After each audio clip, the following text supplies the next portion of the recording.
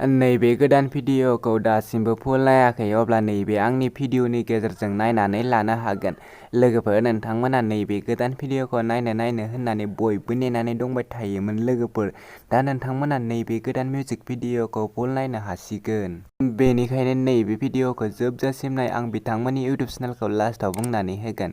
लोगोफोर नोंथांमोना आंनि चेनेलाव गोदानै फैदोंब्ला आंनि चेनेलखौ साबस्क्राइब खालामनानै गालां आरो भिडिअखौ मोजां मोनोब्ला भिडिअखौ लाइक शेयार कमेन्ट खालामनानै हरदो। बिदिब्ला फैदो दिनैनि नैबे गोदान भिडिअनि गोदान आपडेटनि सायाव।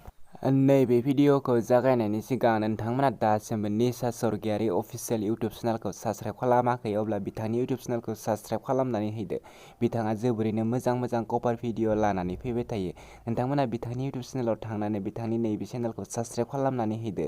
बिदिब्ला लोगोफोर फैदो दिनैनि नैबे गोदान भिडिअनि आपडेटनि सायाव। दिनैनि नैबे गोदान भिडिअनि आपडेटनि मिउजिकनि टाइटेलानो जादों जिउनि लोगोरि। बेयो मोनसे गोदान मिउजिक भिडिअ। नोंथांमोना दासिमबो नैबे गोदान मिउजिक भिडिअखौ फुल नायाखै अब्ला नैबे आंनि भिडिअनि गेजेरजों नायनानै लानो हागोन। बे भिडिअनि स्टार्टिंफोरानो जादों बिबेक गयारि आरो पुजा बसुमतारी। लोगोफोर बिथांमोना नैबे भिडिअखौ फुल आपल'ड खालामनानै होखाबाय आरो नैबे भिडिअनि मेथाइखौ रोजाबदों बर'। लोगोफोर नैबे भिडिअआ जोबोरैनो मोजां जादों आरो नैबे भिडिअनि कनसेप्ट डिरेक्सनानो जादों राजा नार्जारी। नोंथांमोना दासिमबो नैबे भिडिअखौ फुल नायाखै अब्ला बिथांमोननि इउटिउब चेनेलाव थांनानै नैबे गोदान भिडिअखौ नायहैनो हागोन। बे भिडिअनि प्रडिउसारानो जादों बर'। लोगोफोर बिथांमोननि इउटिउब चेनेलनि मुङानो जादों लेहार फिल्म प्रडाक्शन।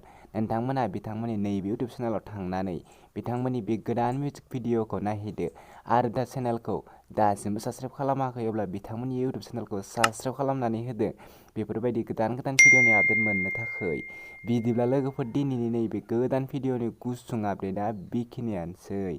आंनि चेनेलखौ दासिमबो साबस्क्राइब खालामाखै अब्ला आंनि चेनेलखौबो साबस्क्राइब खालामनानै गालांदो बेफोरबायदिनो गोदान भिडिअनि आपडेट मोनबाय थानो थाखाय।